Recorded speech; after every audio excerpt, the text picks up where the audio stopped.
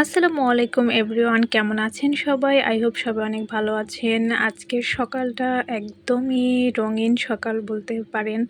সকালটা এত সুন্দর ছিল, কোনো ধরনের বৃষ্টি ছিল না, একদম আবহাওয়াটা অনেক সুন্দর ছিল। আর দেখেন সকালের অতিথি পাখিগুলো এসে আমাদের দরজায় উঁকি মারছে, দেখতেই অনেক ভালো লাগছিল। আর আমি এটা বসে বসে উপভোগ করছিলাম। দেখেন আবহাওয়াটা কতটা সুন্দর।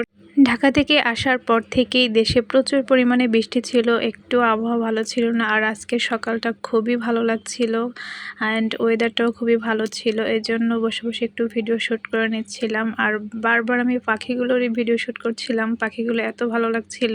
আর এখানে বাবা বাজার থেকে মাছ নিয়ে আসছিল, যেখানে দুইটা বোয়াল মাছের ছোট ছোট দুটো বোয়াল মাছ ছিল, আর বাকিগুলো ছিল বেলে মাছ, যেগুলো সবগুলোই তাজা ছিল। মাছগুলো এত সুন্দর লাগছিল আমার কাছে। আমি আর মা দুজনে মিলে মাছগুলো কাটতে বসে গিয়েছি।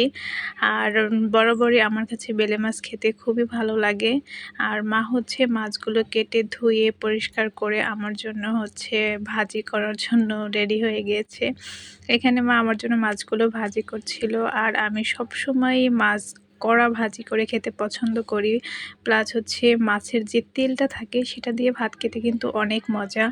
অনেকেই মাছ ভাজি পছন্দ করেন না, কিন্তু আমার কাছে এটা খুবই ভালো লাগে। আমি তো মাছের তেল দিয়ে ভাত মাখিয়ে একদম খেতে বসে গিয়েছি।